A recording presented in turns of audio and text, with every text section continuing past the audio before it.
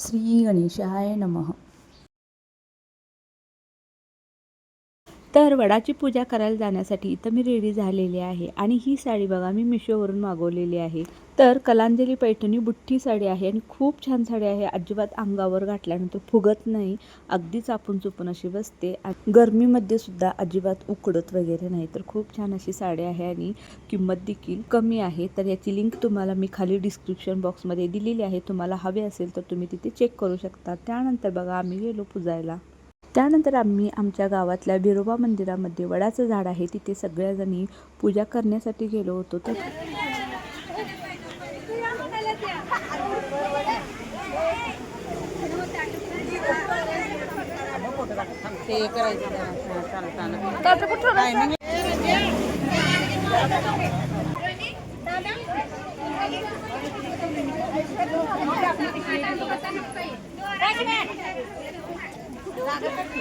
तर आज बघा इतकी गर्दी नाही, दरवर्षी तो खूप गर्दी असते आणि खूप वेळ थांबावा लागतो. त्यानंतर बघा बिरोबा मंदिरामध्ये दर्शन घेतलं देवाचं आणि इथे सगळ्यांनीच मंदिरामध्ये ओट्या भरून घेतल्या एकमेकीच्या. तर इथे ओटी भरण्याचा कार्यक्रम चालू आहे. त्यानंतर बघा बायका इतक्या नटतेत म्हटल्यावर फोटो तर काढायलाच पाहिजे. तर इथं सगळ्यांनी बघा फोटो काढून घेतले वेगवेगळ्या पोजमध्ये. तर फोटो काढून घेतल्यानंतर मग आम्ही घरी आलो आणि घरी आल्यानंतर आजचा देव म्हणजे आहुंच्या पाया पडून घेतलं. सोन्याचं नाही आहे, 600 रुपयाचं आहे ते. 600 बर बस. तर बघा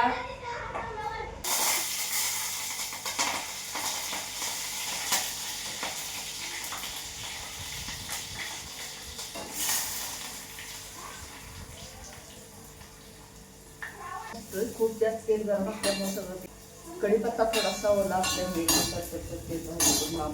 हॅलो, हाय, नमस्कार, श्री स्वामी समर्थ सगळ्यांना. तुमचं स्वागत आहे माझं मराठी ब्लॉग चॅनल. तर बघा आज आहे बेंदूर, वटसावित्रीचा उपवास. तुम्हा सगळ्यांना बेंद्राच्या वटसावित्रीच्या खूप खूप खूप शुभेच्छा.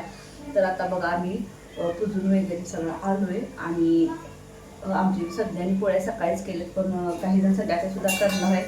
तर मी संध्याकाळीच बेत राहत आहे, कारण आमच्या दिवशींचा उपवास आईचा माझा. आणि अहो पण सकाळी काय खात नाही, तसंच जातात दुपारी जेवायला येतात आणि माणूस तारीख डबा लवकर असतो, त्यामुळे सकाळचं काही गडबडीमध्ये आवरणार नाही म्हणून मी संध्याकाळीच बेत घातलाय. तर आत्ता बघा वाजलेले आहेत 5:30. तर माझी काय काय तयार झालेली आहे बघा. तर इकडे सांडगे तळून घेतले. तर हे आम्ही मागच्या वेळी आमच्या नंदुबाईंच्याकडे गेलो त्यावेळी त्यांनी दिलेली सांडगे. मध्ये इथं तिथं बांधून पिशवी ठेवण्यापेक्षा म्हटलं हेच तळावे, म्हणजे हे पहिला संपवायचे. म्हणजे कसं आपल्या डब्यातनी भरून ठेवले असते, म्हणजे त्यात मिक्स करत नाही मी, कारण मग खराब होतील काय माहीत. आता त्यांनी विकत आणले, म्हणजे त्यांचं धान्याचं दुकान होतं तिथं त्यांनी विकायला ठेवले होते. मग त्यांनी ते आता दुकान बंद केले, त्यामुळे हे सांडगे त्यांनी दिलेले. त्यामुळे मी घरातल्या सांडग्यात मिसळले तर ते साईडला ठेवलेत. तर इथं बघा बटाटे उकडून घेतलेले आहेत आणि हे वाटण तयार करून घेतलेलं आहे. खोबरं, आलं, लसूण आणि कोथिंबिरीचं. त्यानंतर तुम्हाला दाखवते सगळी तयारी माझी इकडं झाली आहे पोळ्याची. तर इकडं बघा या हरभऱ्याची डाळ शिजवून घेतलेली आहे पोळीसाठी. यामध्ये गूळ घातलेला आहे. आता हे मी बारीक करणार आहे. आणि इकडं बघू शकता येळवणी आहे. ही येळवणी आहे, म्हणजे ही डाळीतून आपण जे पाणी काढतो ते आहे, तर ते आमटी करण्यासाठी. त्यानंतर इथं बघा हा मसाला आमटीसाठी वाटून घेतलेला आहे. यामध्ये खोबरं, कोथिंबीर, आलं, लसूण, तीळ, जिरं हे सगळं आहे. आणि इकडं आता मी बटाट्याच्या भाजीला फोडणी टाकत आहे. तर बघा इथं आपला कांदा भाजायला लागला, तर बटाटे भाजी फोडणी टाकून घेते. नंतर पोळी वगैरे करते. तर भातसुद्धा मी इथं करून घेतलेला आहे, तुम्हाला दाखवते. तर बघा भात देखील झालेला आहे. आणि आत्ता माणूस शाळेतून आलाय, त्याला बोलवायला लागले की जेवायला. तर बसलाय पाठीमागं दंगा घालत. मानस एकी जेवणार आहेस की नाही? जेवे की.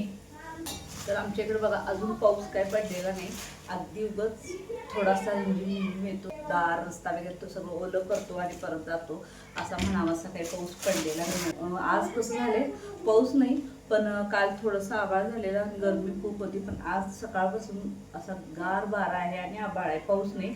अगदी एकदम बारीक असा एकदम भुरुंगाट, आमच्याकडं भुरुंगाट म्हणतात तसा पाऊस पडला. म्हणून मला गार हवायचं सांगितली. ही मऊ होती म्हणून मी असं कॅरीबॅगमध्ये बांधून ठेवते प्लॅस्टिकचे. जेवपर्यंत जेवताना पुन्हा काढायचे. मग दाखवायचे. कणिक देखील बघा मळून ठेवलेली आहे. ही थोडी दुपारची शिल्लक राहिलेली आहे मी आत्ता मळून ठेवलेली आहे. पहिला बटाटी भाजी फोडणी टाकणार आहे मी, त्यानंतर आमटी फोडणी टाकणार आणि मग आमटी कट्टाची आमटी फोडणी टाकून झाली, येळवणीची आमटी फोडणी टाकून झाली की त्यानंतर मग पोळ्या करणार आहे. म्हणजे पोळ्या करायला थोडा वेळ लागतो, मोहरचं थोडं आवरलं की मग पोळ्या शिस्तात केल्या तरी चालतात. म्हणजे नैवेद्य दाखवायचा आणि कोणाला भूक वगैरे लागली तर मग जेवायला देता येतं म्हणून मग.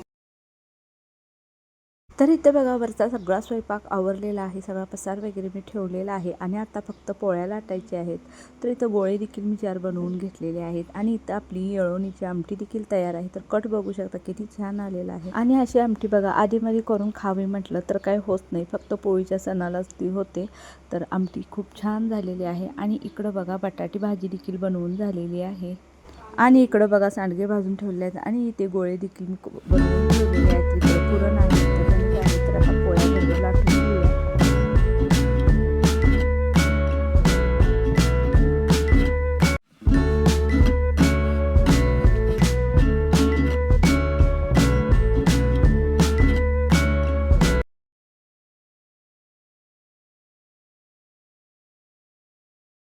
तर इकडं बघू शकता पोळ्या कशा टम्म अशा फुगलेल्या आहेत.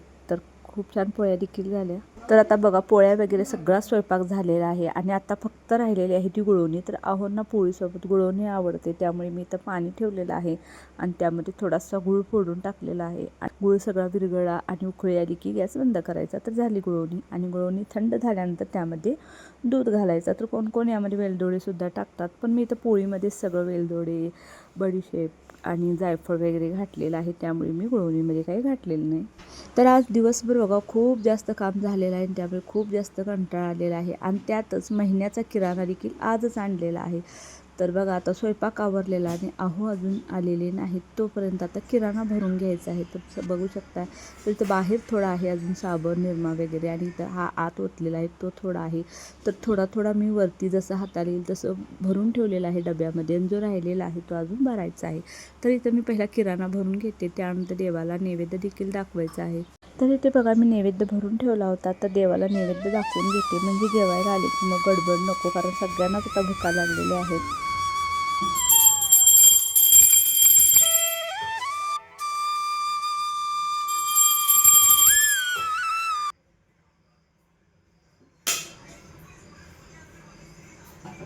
तर बघा इथं नैवेद्य दाखवलेला आहे आणि देवाऱ्यावरती बैलजोडी पुजलेली आहे बघा. तर आमच्याकडे अशी साधी चिखलाचीच बैलाची जोडी पुजली जाते. त्यानंतर बघा अहो आलेले आहेत आणि इथं सगळ्यांची जेवणाची ताटे तयार आहेत. तर या तुम्ही देखील जेवायला. आणि व्हिडिओ कसा वाटला नक्की कमेंट करा आणि व्हिडिओ आवडला असेल तर लाईक, शेअर आणि सबस्क्राईब करायला विसरू नका. आणि आजचा व्हिडिओ पूर्ण पाहिल्याबद्दल तुमचे मनापासून धन्यवाद. थँक्यू.